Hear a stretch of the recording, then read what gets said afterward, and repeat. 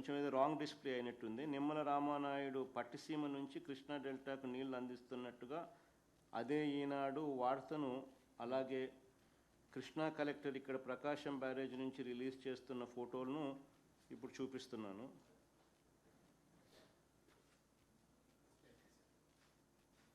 కొంచెం ఈ కరెక్షన్స్ కొంచెం చూసుకుంటా.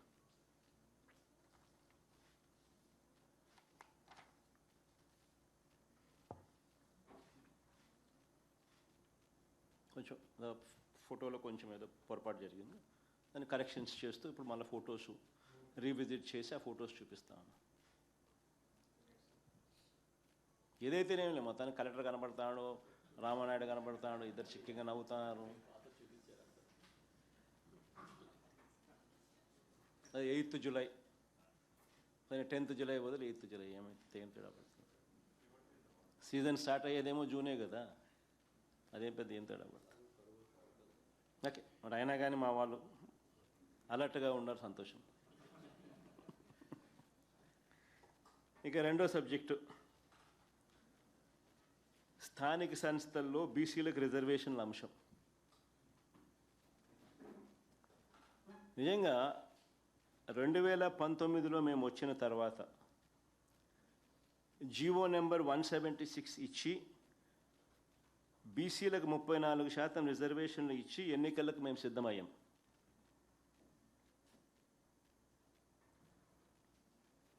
కానీ చంద్రబాబు నాయుడు గారు తన పార్టీ నాయకుడు, తన గవర్నమెంట్లో అప్పట్లో ఏపీ స్టేట్ ఎంప్లాయ్మెంట్ గ్యారంటీ కౌన్సిల్లో అప్పటి సభ్యుడు బెర్రు ప్రతాప్ రెడ్డి ద్వారా హైకోర్టులోనూ సుప్రీంకోర్టులోనూ కేసులు వేయించాడు. సుప్రీంకోర్టు ఆదేశాల మేరకు రిజర్వేషన్లు 50% దాటకూడదు అన్న ఆదేశాలతో బీసీలకు 34% కొట్టేస్తున్నామని హైకోర్టు తీర్పిచ్చింది. అప్పట్లో 50% రిజర్వేషన్లు దాటకూడదని హైకోర్టులు సుప్రీంకోర్టులు తీర్పులు ఉన్నాయని తెలిసి ఇదే ఆంధ్రప్రదేశ్ హైకోర్టు కొట్టేసింది అని తెలిసి, అది కూడా తెలిసి మరోసారి మహాడ్రామా చంద్రబాబు నాయుడు గారు తెరలేపారు. కోర్టుకు పోయేది ఆయనే, కొట్టు వేయించేది ఆయనే, మళ్ళీ దొంగ ఏడుపులు ఏడుస్తూ మీరు కోర్టుకు పోవద్దండి అని చెప్పి మాకు అని చెప్పేది మళ్ళీ ఆయనే. నిజంగా ఆశ్చర్యం అనిపిస్తుంది. అసలు అలాంటి జడ్జిమెంట్లు వచ్చినా కూడా కోర్టు నుంచి ఎంత విప్లవాత్మక మార్పులు మేము తీసుకొచ్చాము. అలాంటి జడ్జిమెంట్ ఉన్నా కూడా ఓపెన్ కేటగిరీస్లో బీసీలను మేము ఏ మాదిరిగా ప్రమోట్ చేసినాము అని చెప్పడానికి కొన్ని ఎగ్జాంపుల్స్ నేను చెప్తున్నా. బీసీల అభ్యున్నతి విషయంలో నిజంగా ఎవరైనా సిన్సియర్గా కృషి చేశారంటే ఒక వైఎస్ఆర్సీపీ పార్టీ అని మాత్రమే ఘనంగా చెప్పగలుగుతాం. రాజకీయంగా, ఆర్థికంగా, సామాజికంగా వాళ్ళ తలరాతల్ని చిత్తశుద్ధితో మార్చాలని ప్రయత్నం ఎప్పుడైనా జరిగిందంటే అది వైఎస్ఆర్సీపీ ప్రభుత్వ హయాంలోనే. కోర్టులు కొట్టేసిన బీసీలకు ఆ మేరకు రాజకీయంగా ప్రోత్సాహం ఇవ్వాలి అని చెప్పి మాకు మేముగానే 34% కాదు, అంతకంటే పెచ్చుగా, అంతకంటే ఎక్కువగా ప్రాతినిధ్యం కల్పించి మా చిత్తశుద్ధిని మేము చాటుకున్నాం. మా క్యాబినెట్లో 25 మంత్రులు ఉంటే అందులో 11 మంది బీసీలు, అంటే 40% మంత్రి పదవులు బీసీలకు ఇచ్చాం. ఎస్సీ, ఎస్టీ, బీసీ, మైనారిటీ, కాపు ఈ 5 మందికి ఈ సామాజిక వర్గాలకు డిప్యూటీ సీఎం పదవులు మేము ఇస్తే ఇందులో 2 డిప్యూటీ సీఎం పదవులు BC and minority, 2 deputy CM పదవులు బీసీలకే ఇచ్చాం.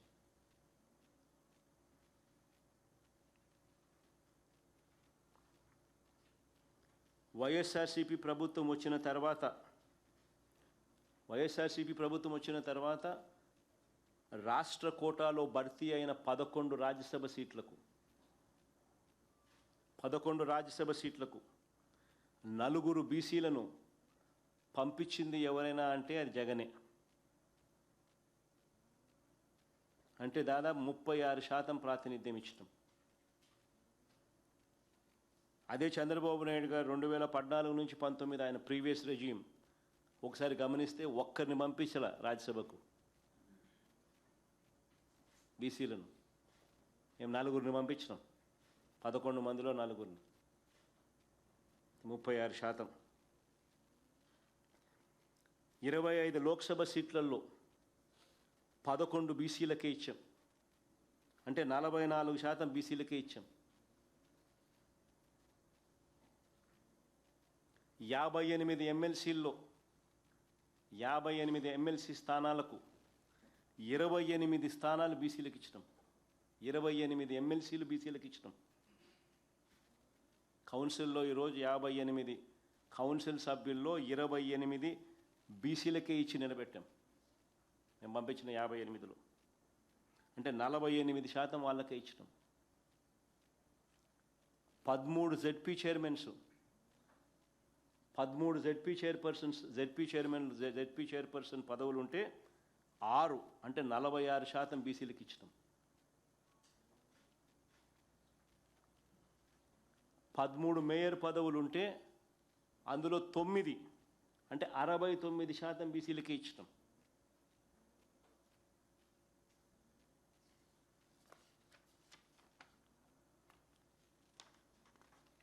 636 ఎంపీపీ స్థానాలు, మండల్ ప్రజా పరిషత్ ఎంపీపీ స్థానాలు 636 స్థానాల్లో 239 అంటే 38% బీసీలకే ఇచ్చినాం. మున్సిపల్ చైర్పర్సన్ పదవులు 84లో 44 అంటే 53% బీసీలకే ఇచ్చినాం. 639 జెడ్పీ స్థానాల్లో 227 అంటే 36% బీసీలకే ఇచ్చినాం. 8239 ఎంపీటీసీ స్థానాలకు 3361 అంటే 41% మంది బీసీలకే ఇచ్చినాం.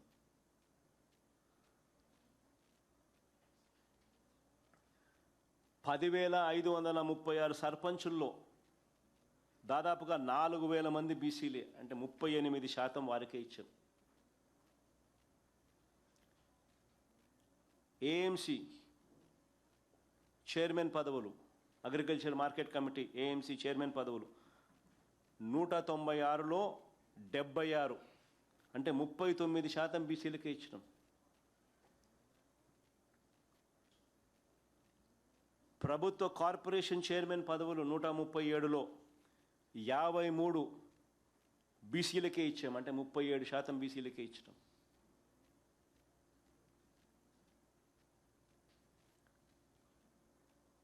139 బీసీ కులాలకు ప్రత్యేకంగా 56 బీసీ కార్పొరేషన్లను ఏర్పాటు చేసి ఆ కార్పొరేషన్లను ఏర్పాటు చేయడమే కాకుండా ఆ కార్పొరేషన్ల ద్వారా ఆ కులాలకు డైరెక్ట్గా డీబీటీ డైరెక్ట్గా బెనిఫిట్ చేసే కార్యక్రమం ఎప్పుడైనా జరిగింది అని అంటే అది మా హయాంలోనే.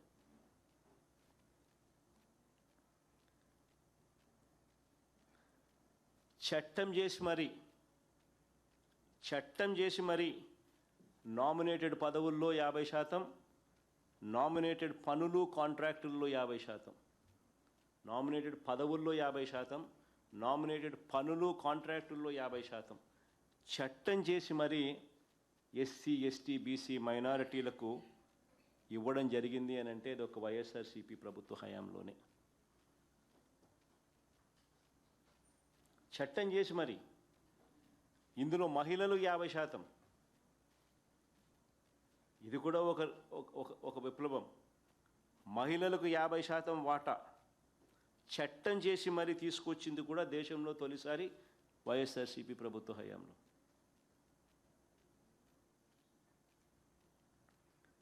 అంతేకాదు బీసీలకు చట్టసభల్లో 50% సీట్లు కేటాయించాలని కోరుతూ పార్లమెంటులో వైఎస్ఆర్సీపీ ఎంపీలతో ప్రైవేట్ బిల్లును పెట్టించడం పార్లమెంట్లో బీసీలకు 50% సీట్లు కేటాయించాలని. కేంద్రంలో ప్రత్యేక బీసీ మంత్రిత్వ శాఖ ప్రత్యేక బడ్జెట్ కోసం కూడా డిమాండ్ చేశాం.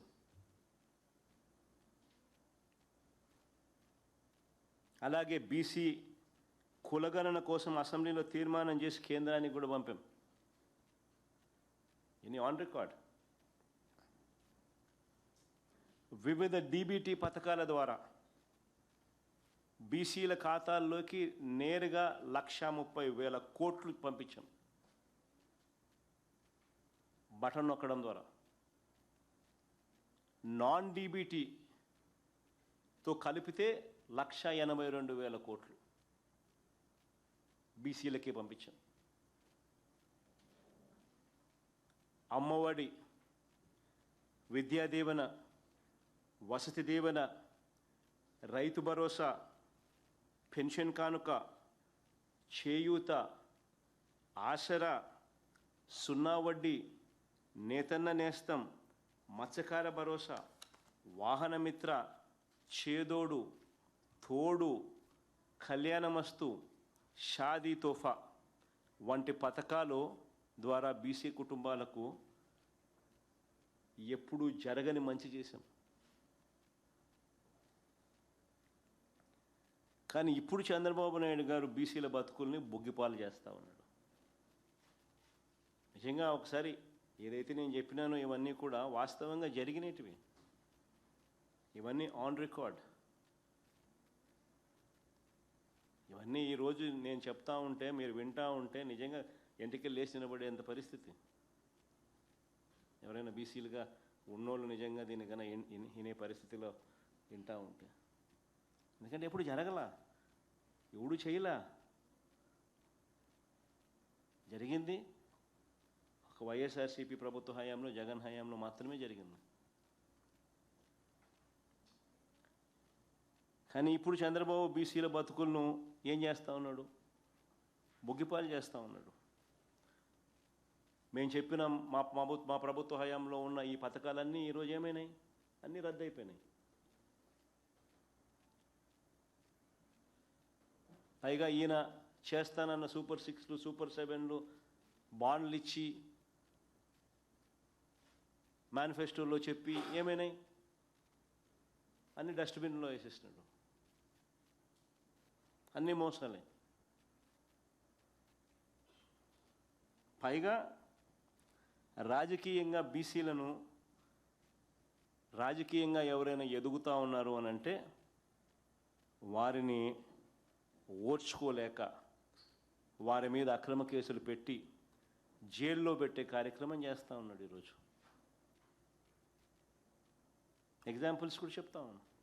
యాక్సిడెంట్ కేసును హత్యాయత్నం కేసుగా మార్చి అది బైక్ యాక్సిడెంట్, కార్ యాక్సిడెంట్ కూడా కాదు, బైక్ యాక్సిడెంట్.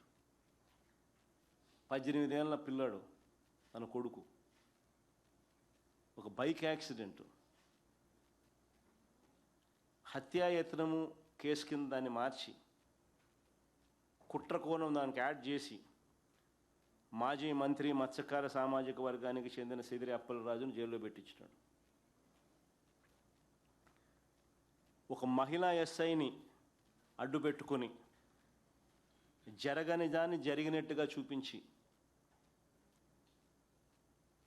ఆ అప్పలరాజును చూడడానికి నేను వెళ్ళినప్పుడు వచ్చిన లక్షలాది మంది ప్రజల్లో అంతమంది సమక్షంలో మా బీసీ అభ్యర్థి ఆముదాల వలస కోఆర్డినేటర్ చింతాడ రవి ఆమెను చంపడానికి ప్రయత్నం చేసినాడంట అనే దాని మీద కేసు. ఆ కేసు మీద ఆయన జైల్లో పెట్టినారు. ఏమన్నా అసలు ఆలోచన చేయమని అడుగుతా ఉన్నా.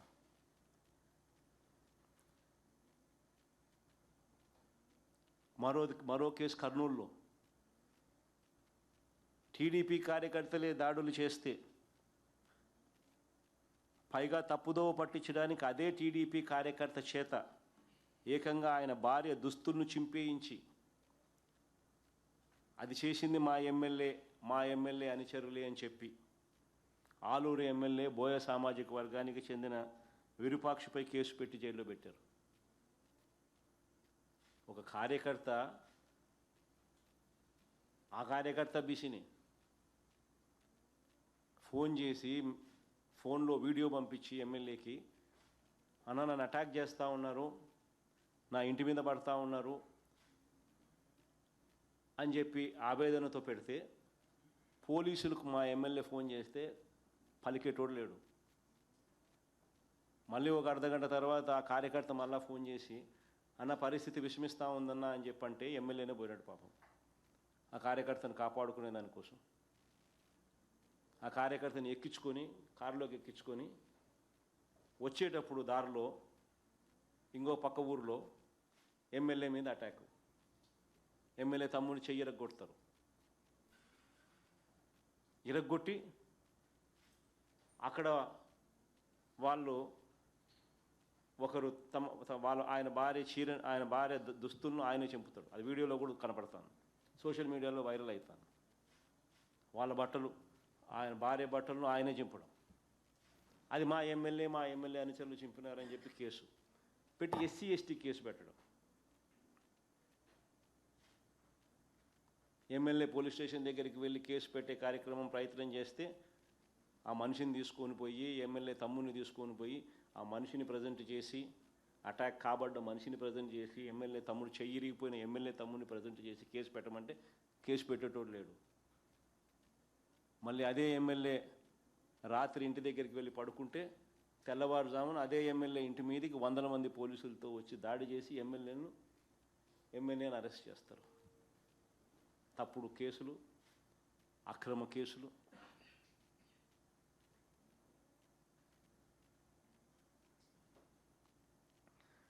యాదవ సామాజిక వర్గానికి చెందిన మాజీ మంత్రి కారుమూరు నాగేశ్వరరావు, ఆయన కొడుకు కారుమూరు సునీల్ అన్యాయంగా తప్పుడు కేసులు జైలుకు పంపించినారు. ఎంత దారుణమైన కేసు అంటే ఇది కూడా అలాంటిది. అసలు డిస్ట్రిక్ట్ లెవెల్లో జరిగే కాంట్రాక్ట్లు, జరిగే టెండర్లు ఇవి. దాని వాల్యూ ఎంత ఉంటుందో అంత ఉంటుంది. ఆ కేసులో ఈయన నిరికిచ్చి లిక్కర్ ట్రాన్స్పోర్ట్ అని చెప్పి దాని మీద ఒక బండేసి కంటెస్ట్ చేసిన ఏలూరు ఎంపీ టికెట్ కంటెస్ట్ చేసిన సునీల్ కుమార్ యాదవ్ మీద, కారుమూరు సునీల్ కుమార్ యాదవ్ మీద, వాళ్ళ ఆయన మీద అక్రమ కేసు, జైల్లో పెట్టడం.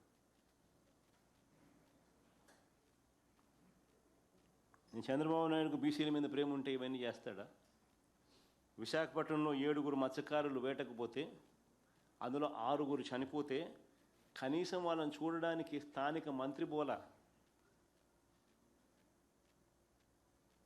ఈయన బీసీల మీద ప్రేమ గురించి మాట్లాడుతాడు. విద్యాదీవెన, వసతి దీవెన, ఫీజు రీయింబర్స్మెంట్ బకాయిలు 9,000 కోట్లు. పిల్లలకు సర్టిఫికెట్లు ఇవ్వడంలో పిల్లలు చదువులు మానేస్తూ ఉన్నారు. అత్యధికంగా నష్టపోయింది బీసీలే. పట్టించుకునే నాతులు లేడు.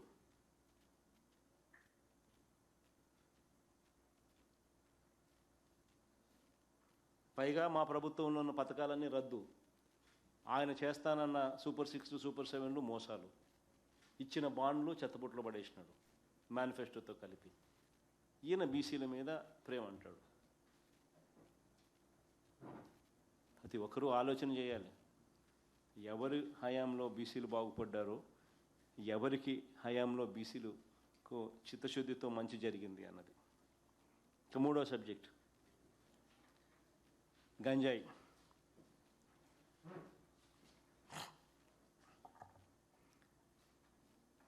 ఒకవైపేమో ఇలా తప్పుడు కేసులు పెడతా ఉన్నారు, రాజకీయంగా వేధింపులకు పాల్పడుతూ ఉన్నారు. ఒకవైపున ఇవన్నీ జరుగుతూ ఉన్నాయి. మరోవైపు చంద్రబాబు నాయుడు గారి పాలన రాష్ట్రంలో ఎలా ఉంది అని చెప్పి ఒక్కసారి గమనించినట్లయితే ఈరోజు రాష్ట్రంలో కనిపిస్తూ ఉన్నది ఏమిటి అని అంటే మట్టి మాఫియా, శాండ్ మాఫియా, సిలికా, క్వాడ్సు, లాటరైటు అన్నీ మాఫియాని. లిక్కర్ మాఫియా, అధిక రేట్లకు పీపీఏలు, ప్రభుత్వ ఆస్తులను పప్పు బెల్లాలకు, వీళ్ళకి నచ్చిన వాళ్లకు, వీళ్ళ బంధువులకు కట్టబెట్టడం, అధిక రేట్లకు మామూలు రేట్లు కూడా కాదు, ఎస్ఎఫ్టీకి 22,000 దాటింది. రాజధాని ప్రాంతంలో అమరావతి పేరు చెప్పి బిల్డింగుల పేర్లు చేస్తూ ఉన్న స్కాములు, పోర్టులు చెనిక్కాయలకు బెల్లాలకు అమ్మే కార్యక్రమాలు, ఫిషింగ్ హార్బర్లు చెనిక్కాయలకు బఠానీలకు అమ్మే కార్యక్రమం, మెడికల్ కాలేజీలు చెనిక్కాయలకు బఠానీలకు అమ్మే కార్యక్రమం, విలువైన భూమి ఎక్కడ కనపడినా కానీ విశాఖపట్నంలో భూమి నిలబడి ఉండడంలా అన్ని శనిక్కాయలకు బఠానీలకు వీళ్ళకి కావాల్సిన వాళ్ళకి ఇచ్చేయడమే. స్కాములు చేస్తాం. ఇవన్నీ కాక